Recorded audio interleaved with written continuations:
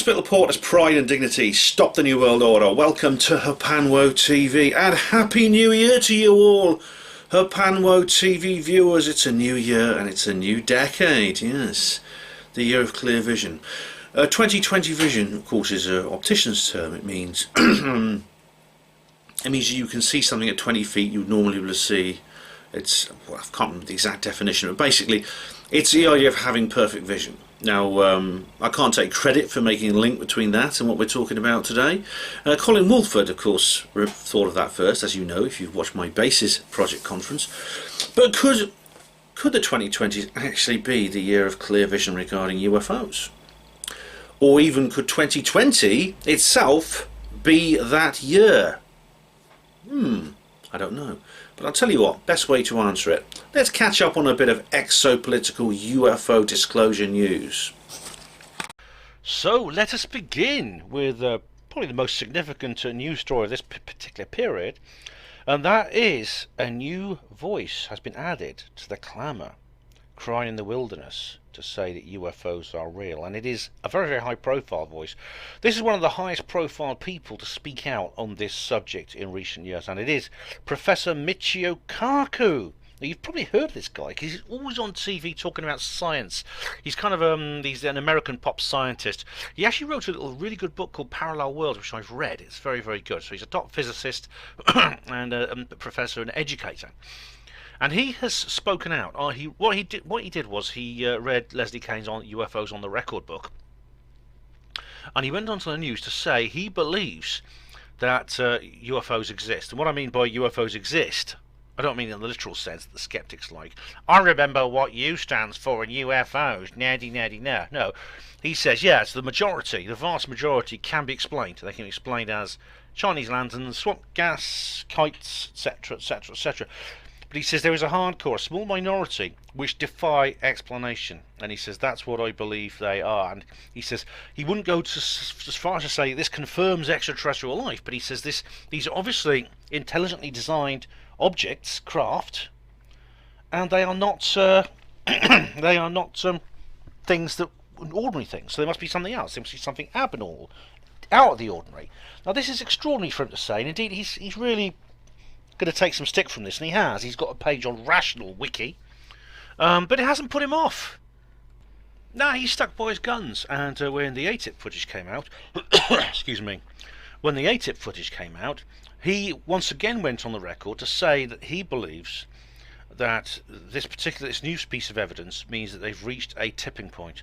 The tipping point, he says, is, well, he goes completely against the skeptic line. If you remember my skeptic videos that I've done talking about this, he says that the burden of proof, the onus to use that skeptic phrase, the burden of proof, or the onus, is now on those who do not believe that these are esoteric objects. The onus is now on those who believe that the ATIP footage depicts seagulls and balloons and things like that to prove their case.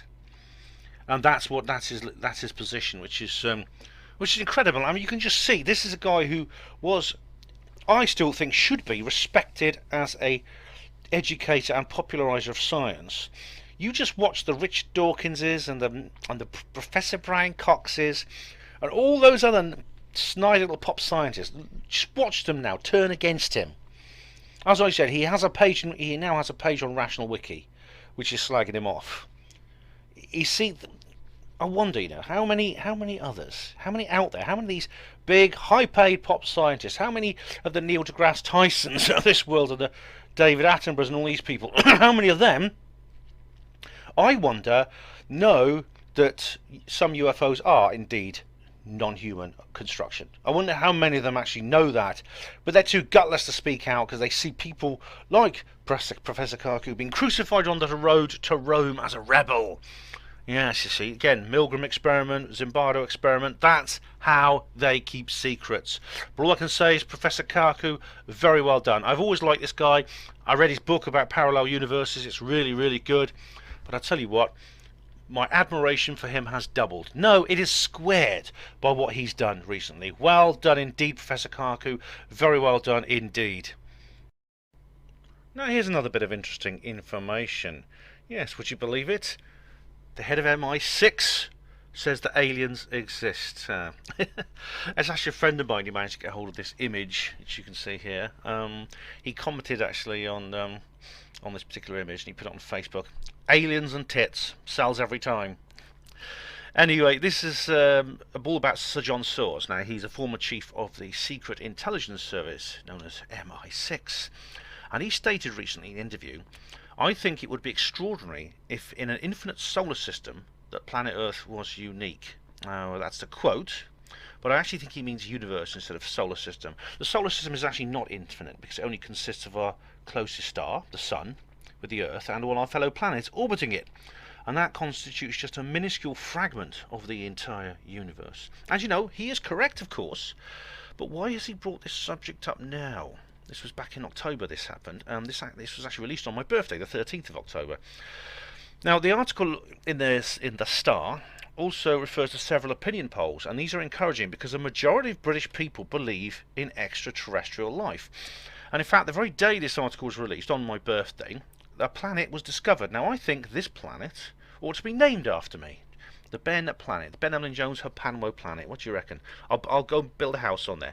It's actually called K218b, and it's actually believed to be very Earth-like. It believes it's in the Goldilocks zone, you know, where it's not too hot, it's not too cold, and liquid water can exist. So yes, that's pretty good. Now that's quite nice. But anyway, in this same article, it says that 20% of Britons believe correctly. This is the best thing. 20% of Britons believe that the government knows about aliens and are covering it up. That's 20%. I'll say that again. 20%. That's an entire fifth. That's very interesting, isn't it? Because it means that people like me, who speak about it publicly, are not alone. In fact, people like me are a small vocal tip of a huge silent iceberg. So one of the things I do with Hapanwo is I don't just try to give information to people who want to hear it and not heard it. I also try to encourage people who already have this information to speak out about it. Take action. Speak out. Now, the reason for a former intelligence official talking publicly about this subject, I don't know why that is, but it may be connected to the other things I talk about in this video and others. I don't know. Now, Sir John Source has an interesting background because he used to be head of MI6, but he's also been a diplomat. And during his Foreign Office career, he served at the United Nations, Syria, South Africa, and the European Union. And perhaps more sinisterly, he's a member of the steering committee of the Bilderberg meetings. So you got to wonder, right? You know, I'm not a shillhead or anything, but I do wonder: are these words that he said intended to aid disclosure or to hinder it? Because he said he believes in aliens. He's not saying they're visiting us. For all we know, he could be a SETI man, in which case, a bit of a waste of time. Now, this is something that has come up in the comments a few times. Indeed, it's come up in comments on other videos, including that by Steve Mumbling. I think I mentioned this in my Christmas video. And it refers to this the rather long and tedious soap opera known as Brexit, which, thank goodness, is coming to its final episode pretty soon, hopefully. It looks likely, thank God. And I'll be covering that in a future video. But anyway, it's undergone another plot twist.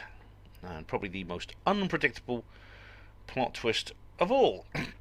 Now, the Brexit Party, of Nigel Farage's party, has announced that it announced its candidates for the upcoming general election back in November, and when that was just after the date was finalised, and then it reported soon afterwards that 20 of them had stood down. Now, firstly, Farage pulled quite a lot of them in all the Tory seats, which is the closest he got to a coalition with the Conservatives. And well, I've been through the whole general election post-mortem, so I'm not going to go through it again now. But there are anyway. What's happened is one of the dropouts was the most interesting of all. Her name's Jill Hughes, and she was the former prospective parliamentary candidate for Batley and Spen. Now, if you watch Rich Planet, you'll know what Batley and Spen is because of the Rich Planet TV programmes about Joe Cox MP, who was shot by Thomas Mayer, or should I say supposedly shot, supposedly by Thomas Mayer.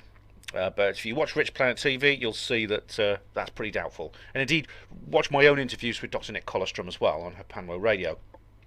Now, Jill Hughes withdrew from the election because she apparently has a number of unusual beliefs. Now, the scoop for this, the scoop we're talking about here, came from a organisation which I've referred to before. It's called Hope Not Hate, but I always call it Hate Not Hope, because it is a vicious, filthy, defamatory organisation that spreads nasty gossip about lots of people, including David Icke, as I've referred to in previous videos, and many other people.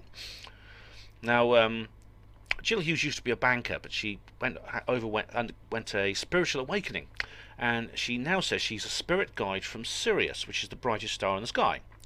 It's about 6.8 light years from the Earth. Now, my first thought is, so what? I mean, is that I don't think that's relevant to her being a parliamentary candidate. And as you know, I'm probably more likely to vote for her with those beliefs than if she didn't have them. I mean, there's evidence in ancient records that beings from the region of Sirius visited the Earth in prehistoric times, and maybe she's one of them that was left behind, or one of the relatives of one of them, or maybe she's one that's come more recently. Now, she also says that aliens are here cooperating with governments. Wow. You know what I think about that, don't you? Now, it's really nice. I mean, this woman sounds like a kindred spirit. She's a novelist who's written a book called The Spirit of Prophecy, which she has listed under her pen name, J.J. Hughes. Although I went to check it, it was actually Jill Hughes. Maybe they've changed it since then. It's paranormal crime fiction. Oh, goodness, that sounds good. Anyway, yeah, I mean, I'd love to interview her, actually. I did write to her. She hasn't written back to me yet, but, you know, Steve Mumbling thinks it's because she thinks I'm too crazy. But, of course, you could see here that, well, she's pretty much as crazy as I am. So I'd love to interview her on my show. That's a really, really good thing. Now, now here we go. Now, she Hope Not Hate make a big deal about how the book was self-published, but I mean that's quite common nowadays because of the ease with print on demand. This is how I myself have self-published my books. It's very easy to do, very cheap these days. And indeed, as I was saying, now you heard of the Dogon tribe. It's actually a tribe from Western Africa and what is today northeastern Nigeria. They know about Sirius B. That's the secondary star that orbits the main star of Sirius, which is not visible from the Earth. It's too dim to be seen through the naked eye on Earth. You need a pretty good telescope to see it.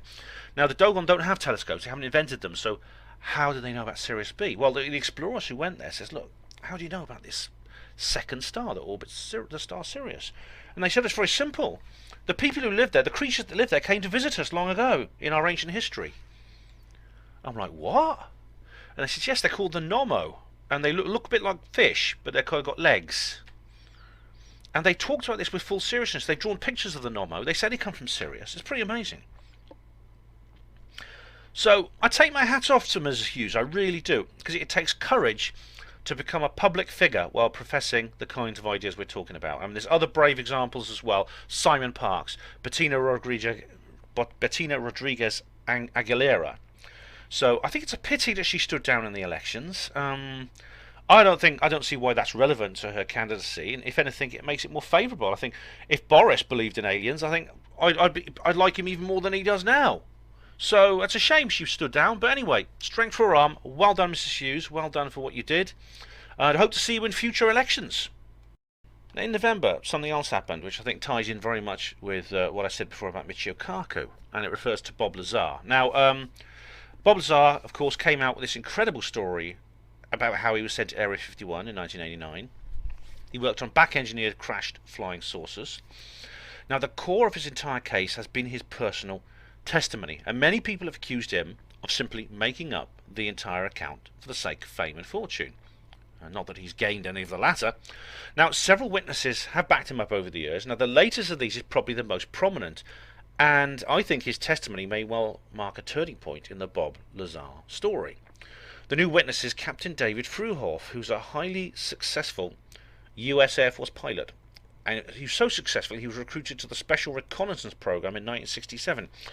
His job was to fly what at the time was the most highly classified aircraft in the American fleet, the SR-71 Blackbird spy plane. It was so secret it didn't even have an official name or anything. The pilot was deployed to Area 51, and what he said was he knew there was an adjacent section of the base, which was called Site 4. That sounds a bit like what Bob Lazar calls S4. So Fruhoff, as you know the routine, he flew to the base every day from McCarran International Airport on the Janet planes. That's these big unmarked airliners that fly people in from Las Vegas. And what happened was there was a small group of people at the terminal which went to Site 4 on a bus with windows covered, just as Lazar claims.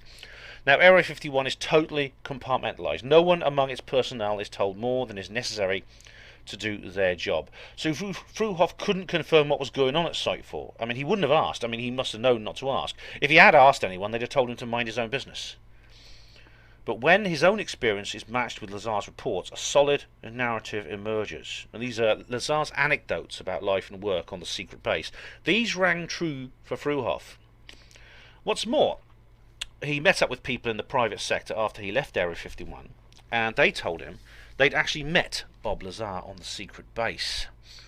Now, this is really quite incredible. I mean, this is a guy who flew the SR-71 Blackbird. He really did, all the way from 1967 until 1980. He was flying these secret biplanes for 13 years. This goes against the skeptic line, the pat skeptic line you get from all of Lazar's critics. I mean, not Stanton Friedman's not so bad, but the skeptic type people, you know, they say, oh, they're all losers and loonies. They stand on hillsides in Wellington boots and woolly hats, and they point cameras at the sky. No offence, Winkeech, but that's what they just say about it. This is how they portray us. But only the most select corps of pilots would be considered for the SR-71 program, and Fruhoff was one of them. In fact, Fruhoff survived a crash in which one of the 12 SR-71s were lost, the 32 built, and he managed to eject out the plane when it was in a dive. Now, what could possibly motivate someone in his position and with his background to lie? I would say absolutely nothing. And I'm leaving aside the usual groundless whining. Disinfo, disinfo, disinfo, it's all a psyop! Can't you see it, Ben? Oh, I'm so much cleverer than you, Ben. All that sort of rubbish, alright? I've covered that before. I don't believe it is. I mean, I think that if you've always got to ask yourself, whenever someone says it's a psyop, it's disinfo, it's disinfo, right? What exactly are they disinforming? And what are they gaining from it? And if they can't answer that, then they've got no business even claiming that. Now, this is the fact that UFO skeptics and Lazar's critics from within ufology are going to have to address, and I don't think they can. I don't think they can, quite frankly. I think this really adds a massive amount of weight to Bob Lazar's testimony.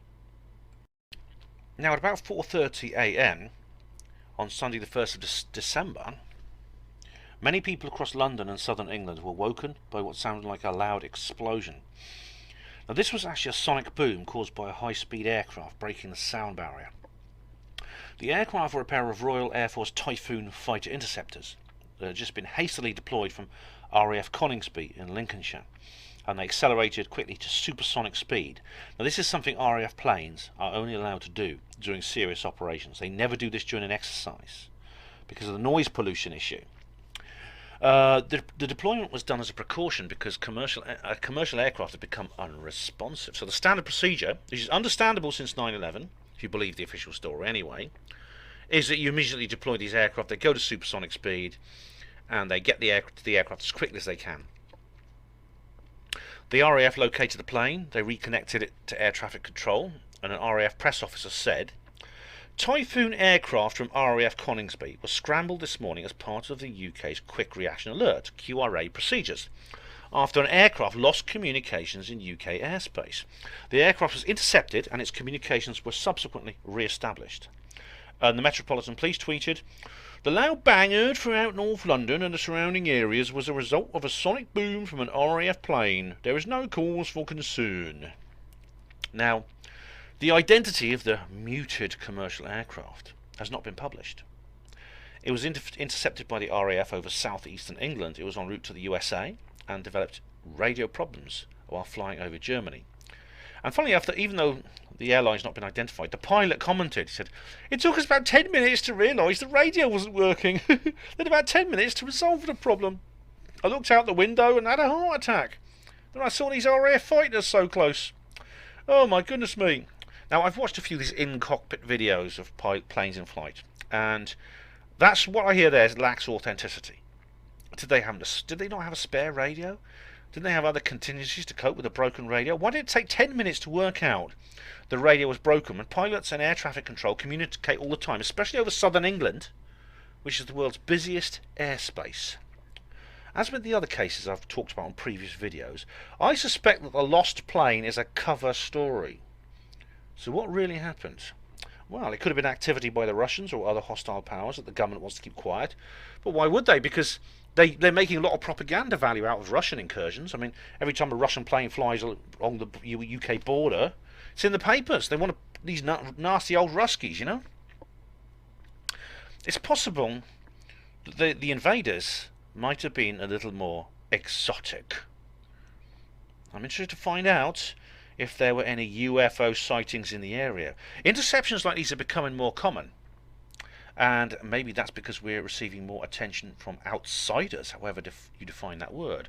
Now, I won't say anything now, but do get a copy of the next UFO Truth magazine, which is coming out in the new year, because I've got an article in there, because I've actually come across some information with actual statistics of QRA deployments, and they are increasing, especially for unidentified or unclassified, or rather I should say unpublished, classified sources.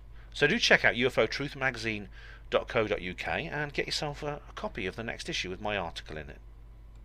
And I've got a little update about Stephen Bassett. Now, if you watch my previous UFO disclosure video, you'll know that I interviewed Stephen Bassett on that video.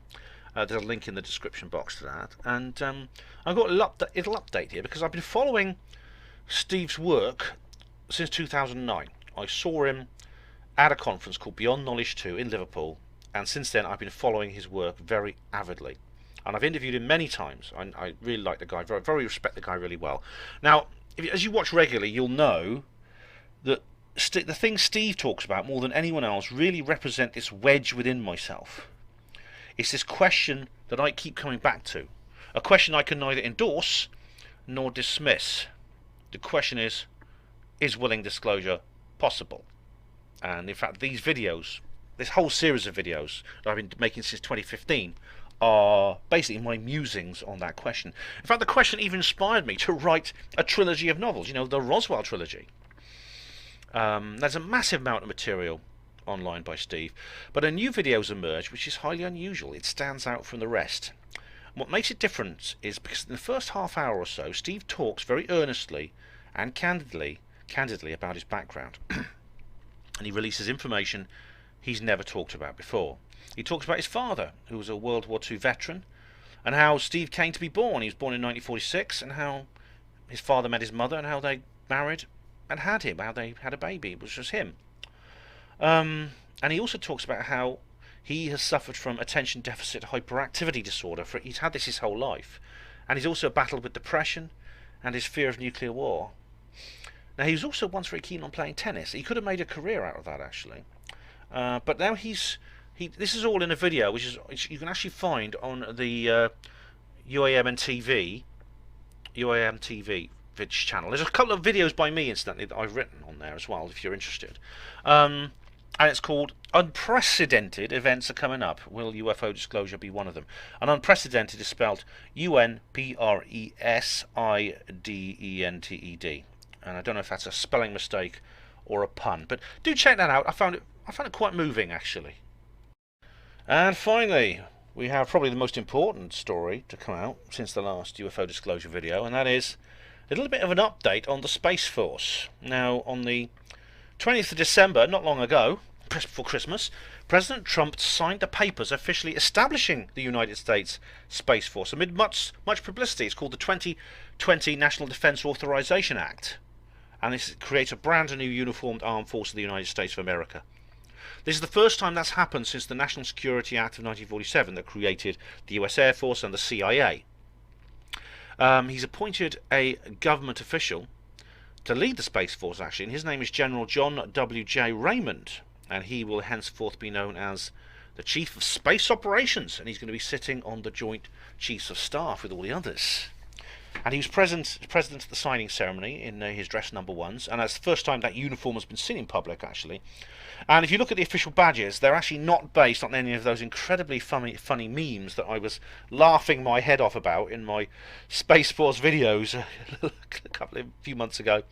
The US Congress has just approved a budget for the USSF of $40 million US, and a website has gone online. It's a .mil domain.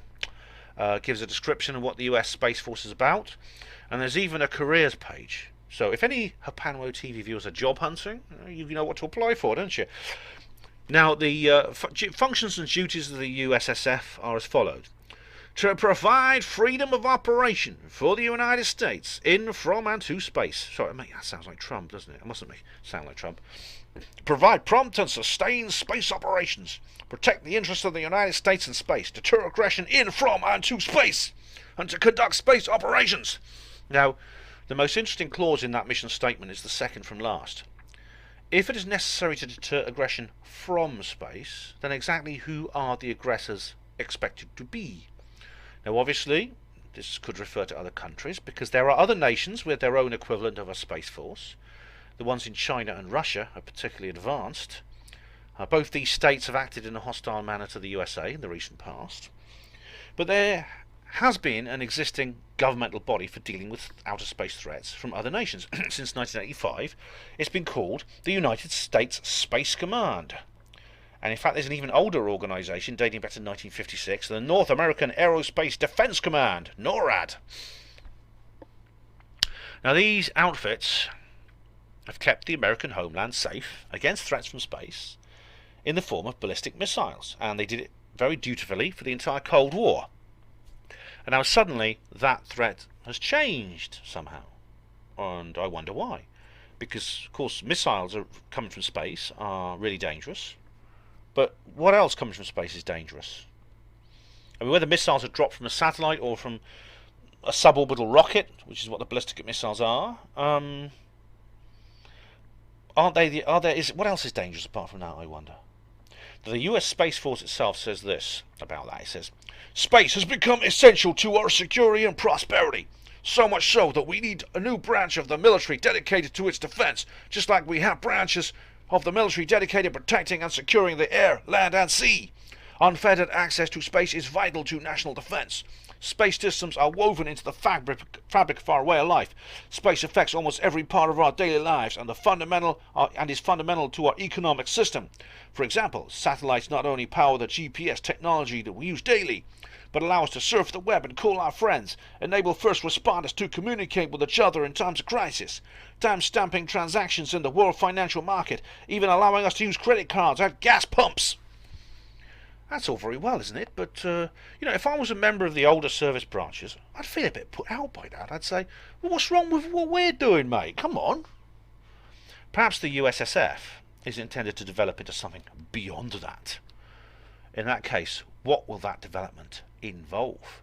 What else exists in space that is made by the hand of man and is a threat to the sovereignty and security of the USA? Well, there aren't many things I can think of, at least things that exist in the unclassified realm.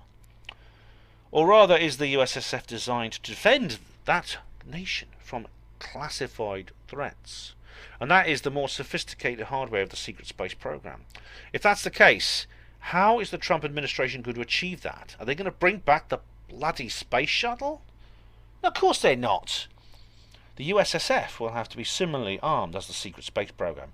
Now, if that is the case, then how can it remain secret? Especially as the USSF itself is not classified. And also we have to pose the question of whether all the threats are going to come from Earth, or whether conventional rockets, whether anti-gravity free energy technology, or is there a risk of alien invasion, the things that the RAF have been responding to? If the answer is yes, then will it be a real alien invasion? It could be that the incredible change that I've talked about that came about in the way UFOs are portrayed in the media 2 years ago are part of that agenda. Alternatively, the TTSA and ATIP revelations could be a genuine leak from inside the secret government. Dr. Michael Saller has written an article which is very interesting about this recently. Trump signs the Space Force Act, stage set for secret space program disclosure. Now, the reason Salah believes this is because several people involved in the process of the force's founding have made some very interesting comments lately. Lieutenant General Stephen L. Quast, he was head of US Air Force training, Secretary of the Air Force Barbara Barrett, and Mike Rogers, Republican congressman from Alabama. And again, like with Fruhoff, they're not the kind of people who say these things unless it's serious business. They really are not. I don't know what the solutions are to any of these conundrums, but it's clear that the USSF is opening the door to a situation where secret information is going to have to be divulged one way or another. This might include secret science, it might include the presence of an extraterrestrial civilization. This could lead literally to disclosure with a capital D, or will it go the other way? Fake disclosure, possibly a fake alien invasion threat, leading to the New World Order. It's an old dilemma, but the USSF has placed that dilemma on a knife edge. Okay, I just got one more thing I want to add to this Exopolitics news section. This is actually breaking news, and I'm actually recording this after I've already recorded everything else that you're about to see in this film.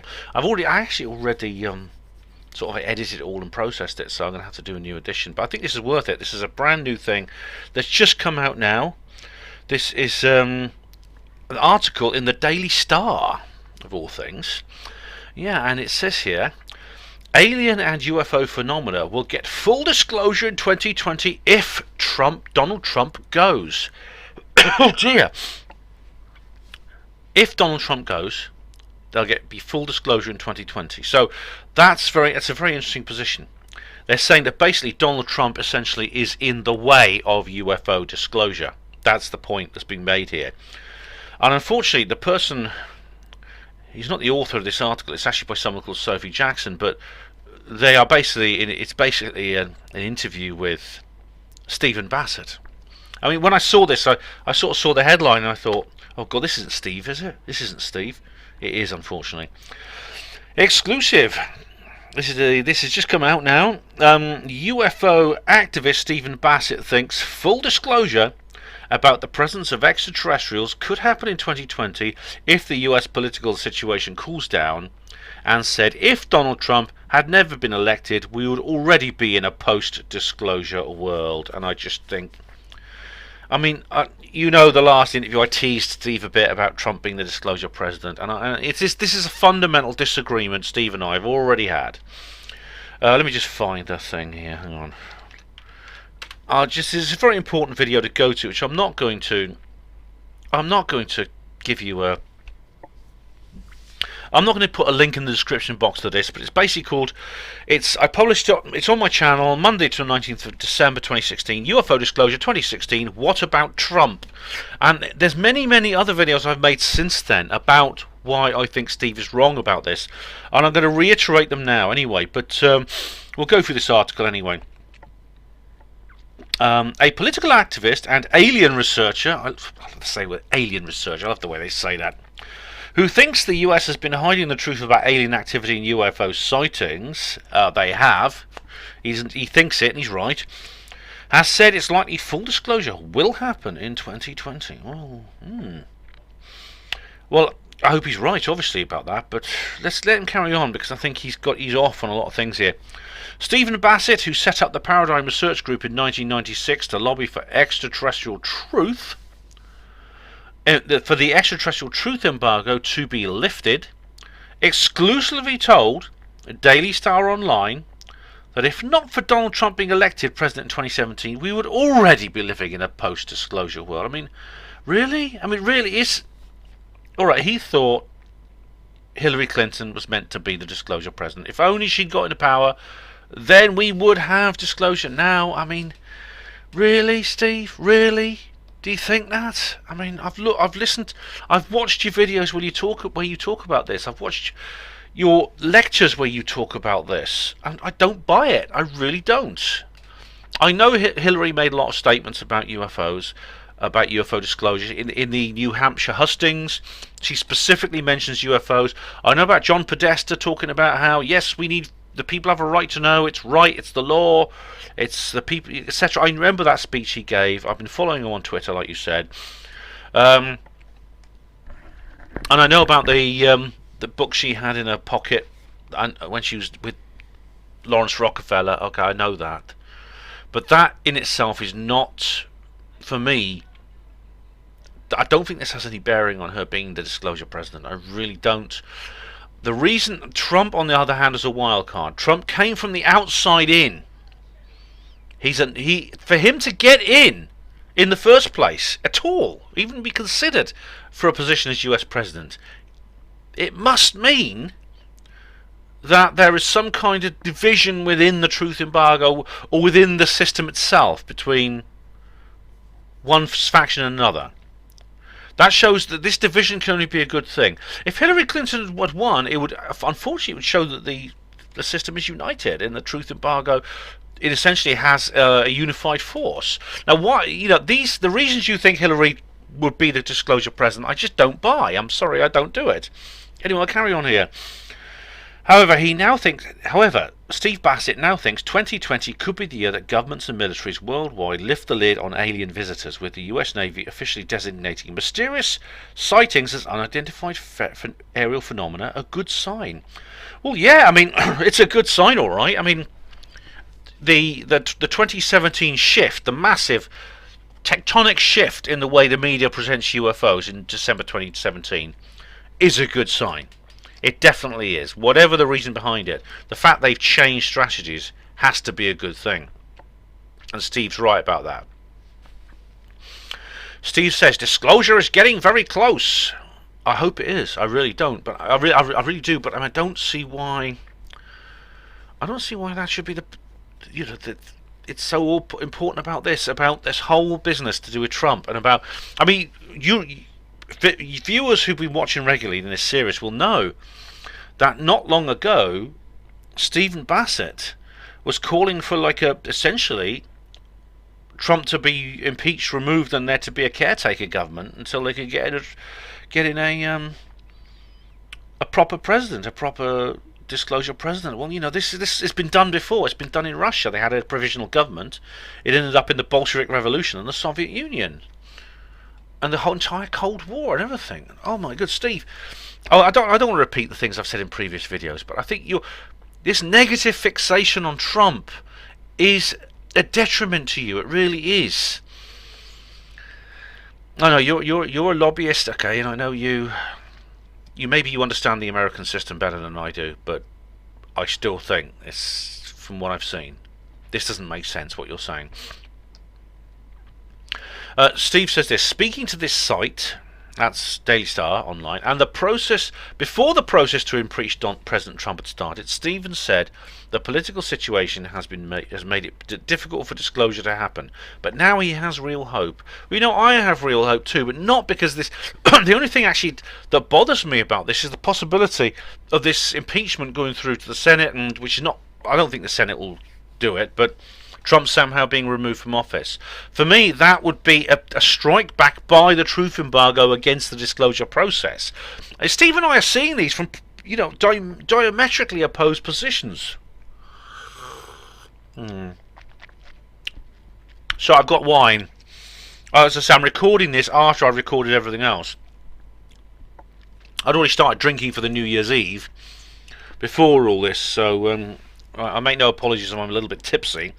Anyway, Steve added, if we could get this little political problem in the United States resolved and get back to normal functioning government, though I'm sure it'll never be perfect, I think this ET thing and the To the Stars Academy will explode. What political problem is in the United States, Steve? What political problem? Trump being elected? Trump was elected in a properly conducted election.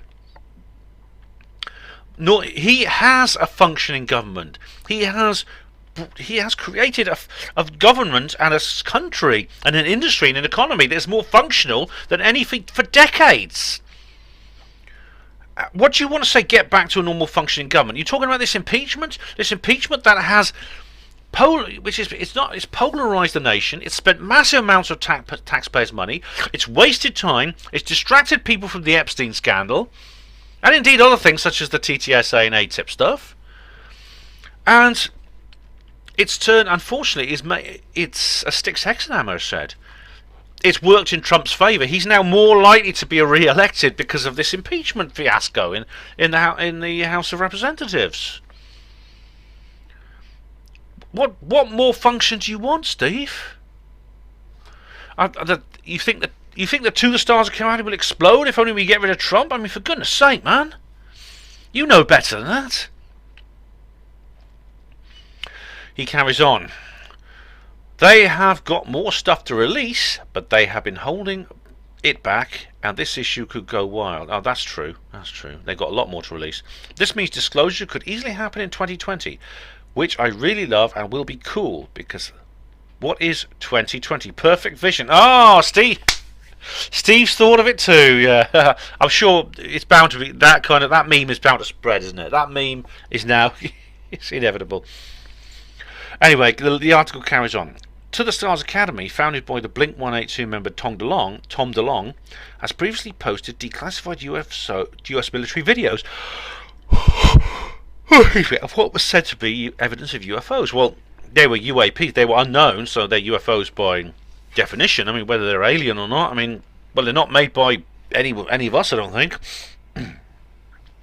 Anyway, Stephen, who thinks aliens have been turning off our nuclear weapons, he thinks it.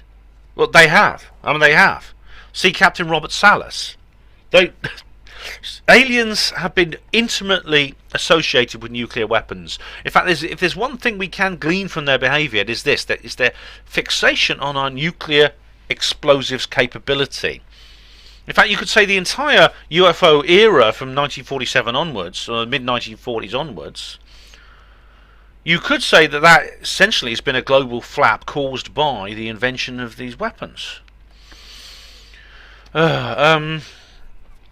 He says, Stephen, they've been turning off our nuclear weapons to show us how useless they are, and suspects that once the truth embargo is lifted, ETs will engage in full contact with humans. Well, of course, once the truth embargo is lifted, I hope they will. I mean, they may not. I mean, in my own books, this doesn't necessarily follow. Let me just find something for you. Hang on a minute.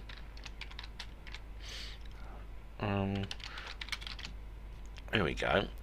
Right, I was listening to an interview I was listening to a program the other day. It was actually The Unexplained with Howard Hughes, which I very much recommend. And he was listening to a guy called Dr. What's his name? What's his bloody name? I can't remember his damn. Where's his damn name? Oh, there was a guy. Where is he?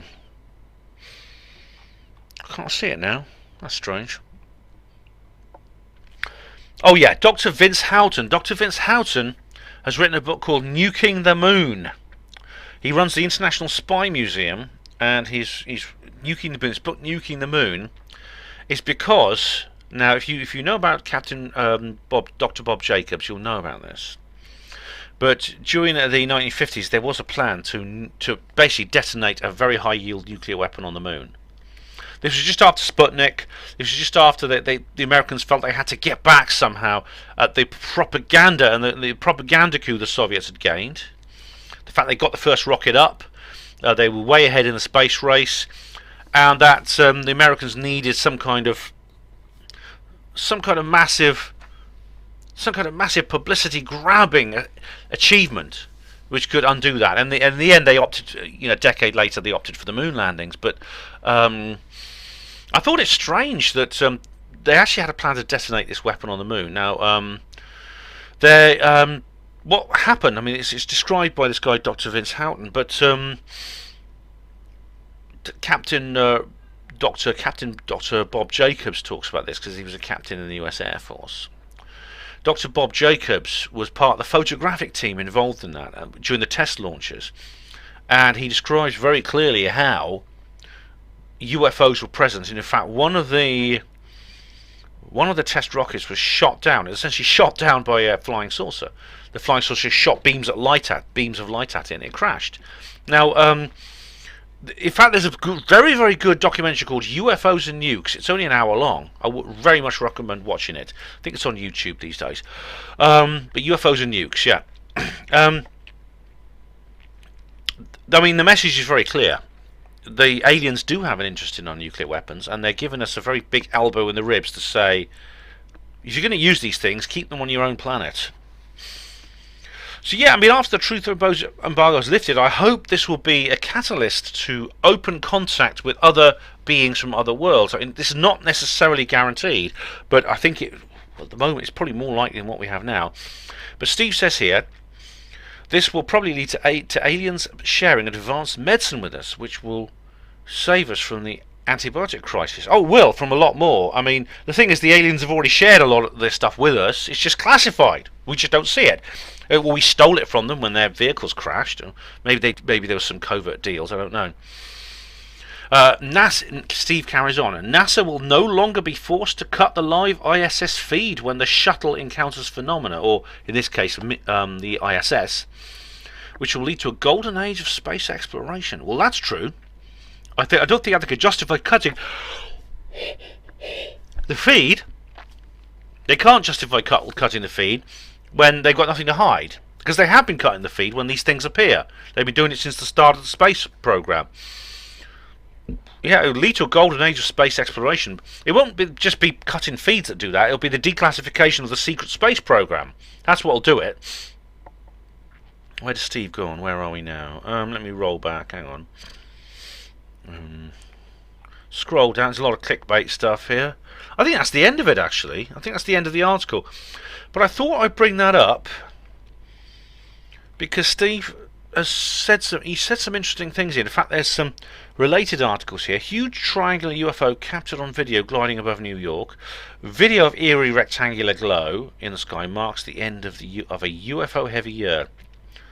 Yeah, improbable conspiracy theories that turned out to be true. I won't go into all these things here, but basically it's interesting they've got these related articles here.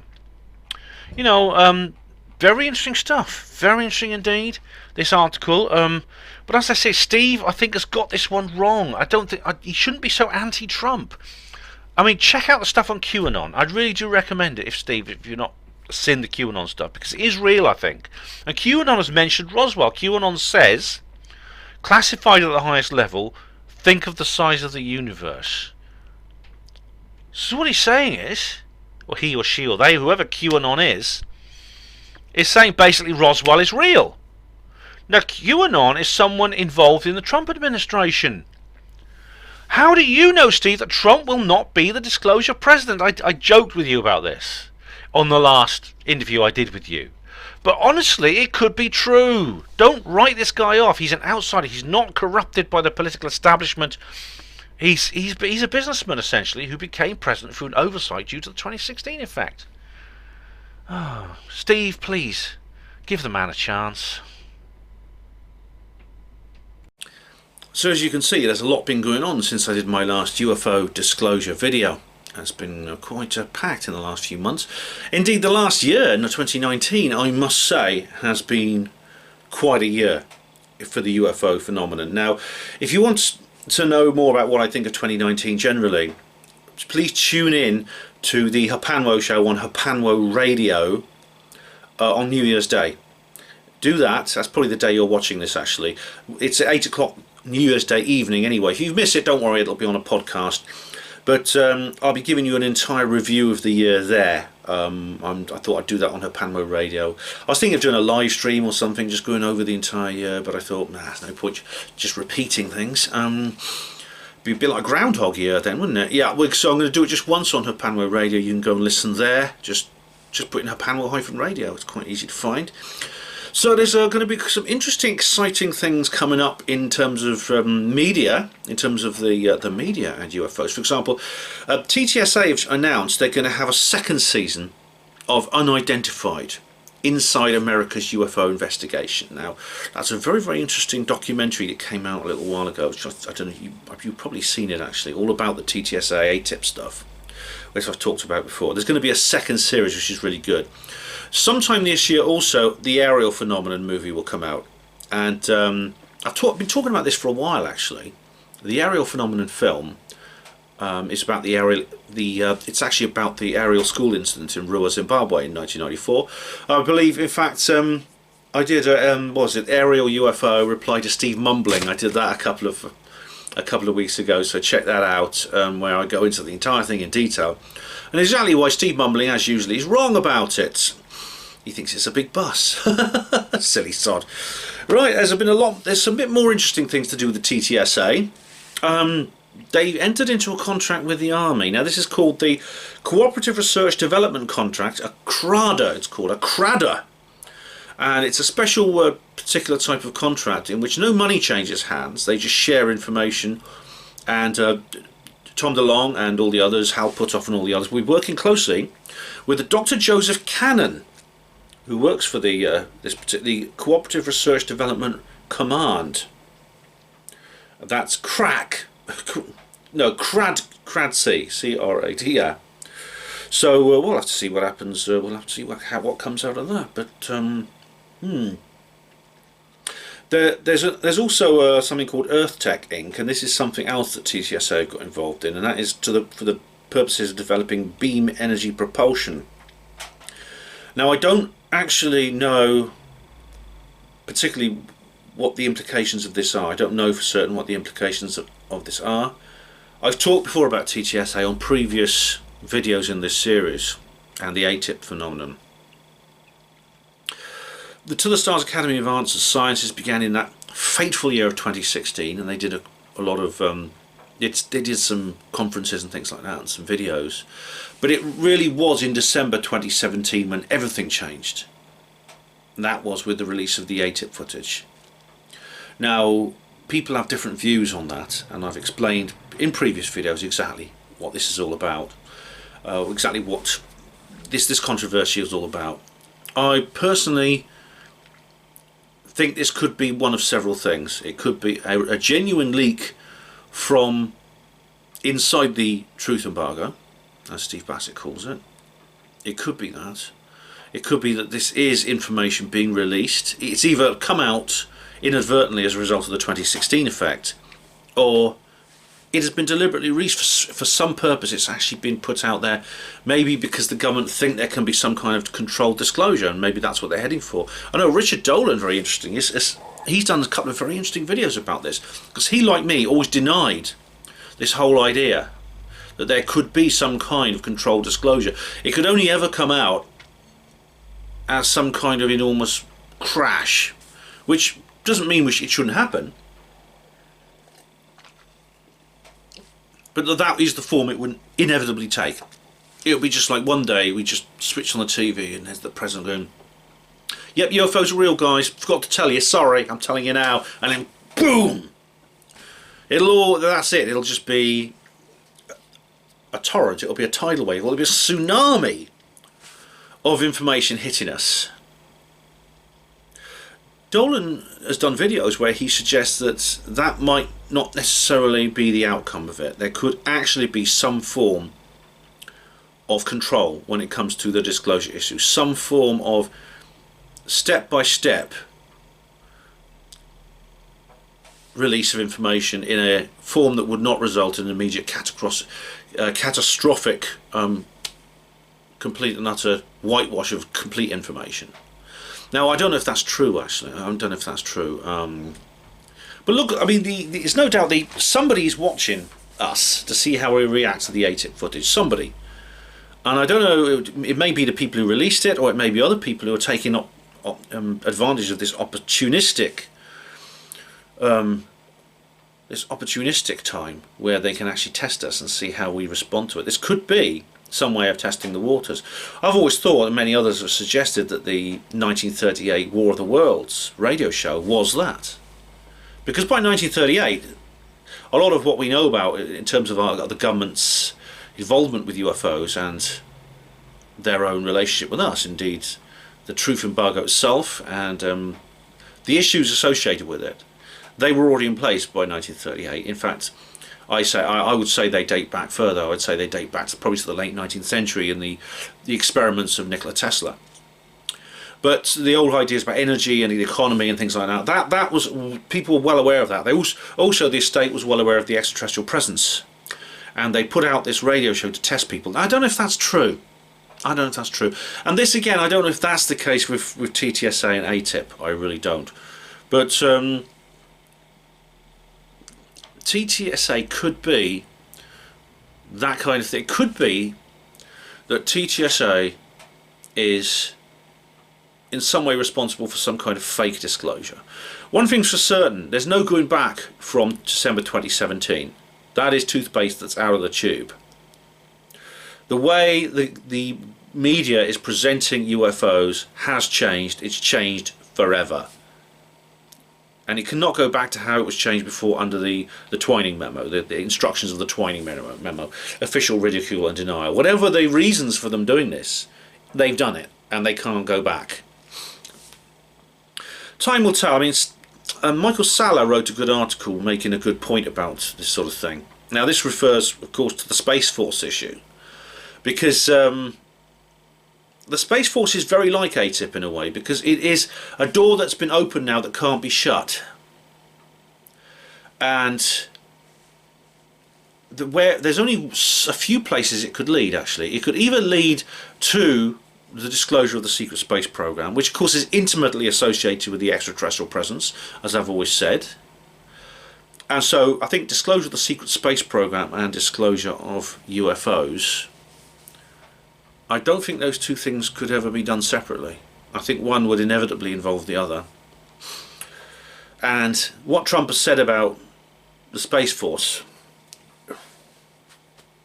he can't say these things seriously, set up an entire branch of the US military without giving more details about exactly what this Space Force is going to consist of and what it will do. Because at the moment, you look on their website, there's just a few basic proposals.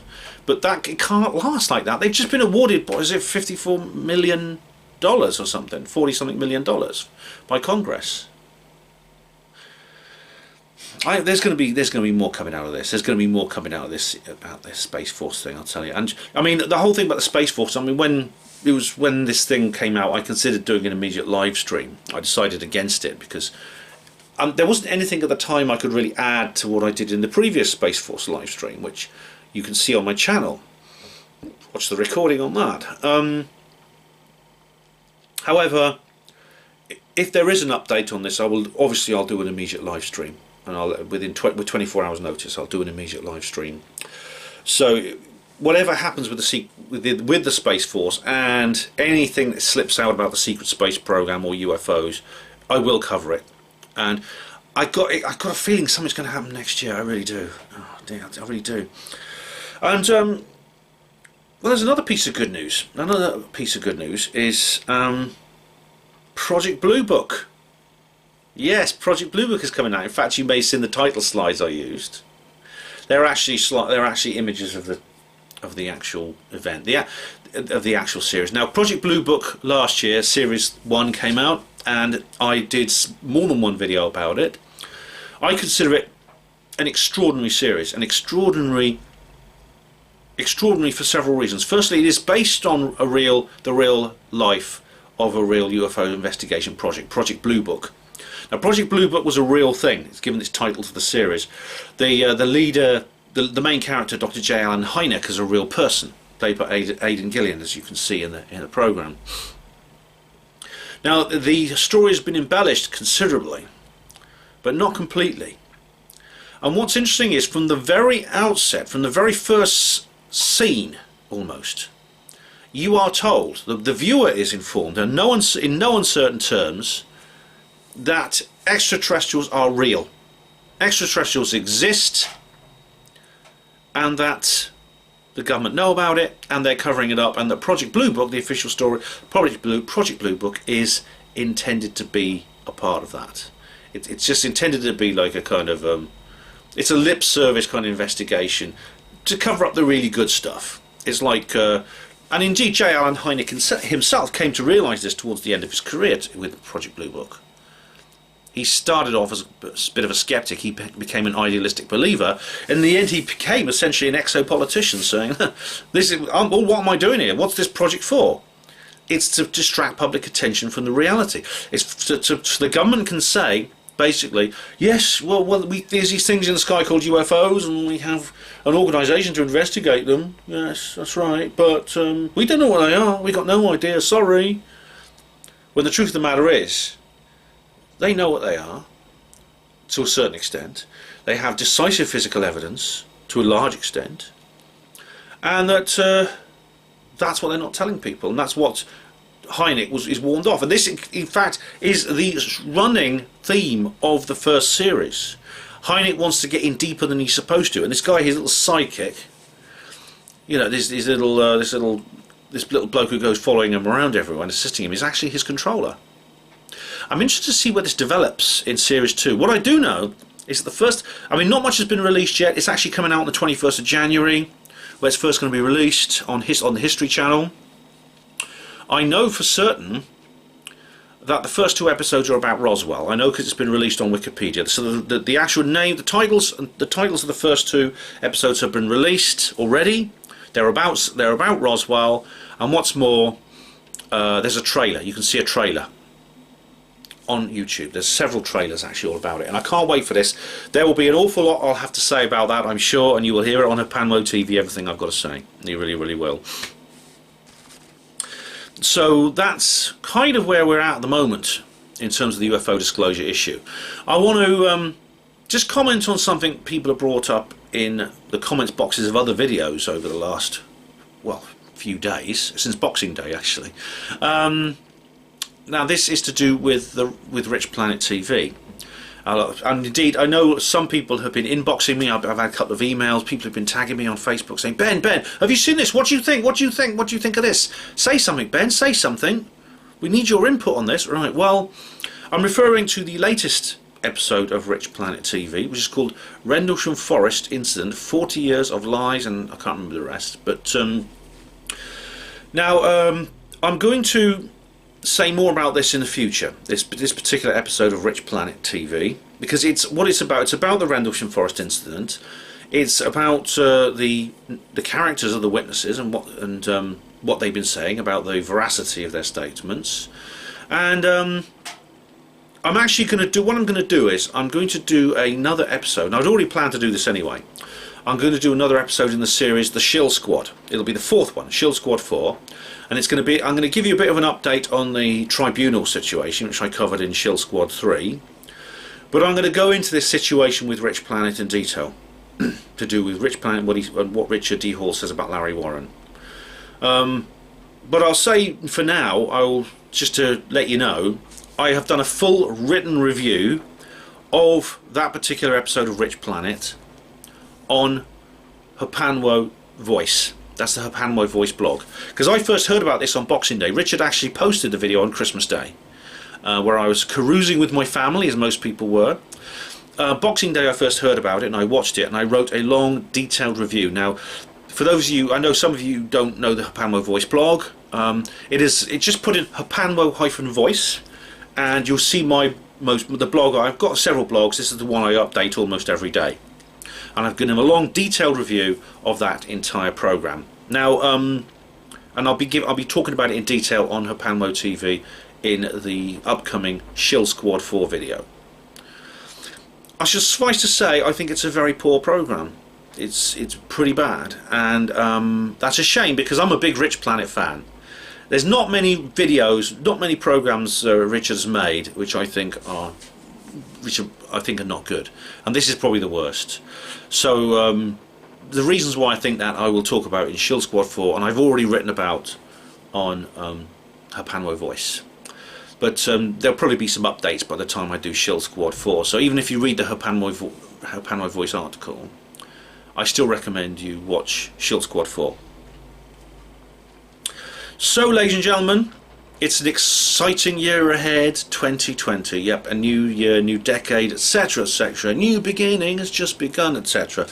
What will come of it, I don't know, but you know, things are moving forward. They've consistently been moving forward now since 2016 in all areas. And there's no reason, I think, that this should stop. I mean, there's no indication at all that the pace is slowing down. And I don't expect that pace to slow down in 2020. So expect a lot more to happen a lot more of interest in all areas of the subjects I cover about, and when they do happen, expect me to have an awful lot to say about it on Hapanwo TV. So thank you all. I want to say a big thank you to everyone who supported me through 2019, who've watched the videos, who've liked, shared, commented, subscribed, etc, etc, and have, especially the people who've made long interesting comments or even short comments just telling me how you appreciate what I do. And for all the people who've written to me, thank you very much. I'll be doing another comments reply video, of course, in the near future. All those other things. I'm carrying on with my series on disclosure. There'll be another UFO disclosure video, at least one probably pretty soon. And so that's really what you've got to look forward to. It'll all be there. It'll all be on Hapanwo TV, live and exclusive. There'll be live streams whenever something big happens. So look forward to those, because I'm going to look forward to them. So thank you all of you for watching Hapanwo TV once again. A very happy new year to all of you and yours. Let's look forward to the future and move into it with optimism and hope. Hospital Port as pride and dignity. Stop the New World Order.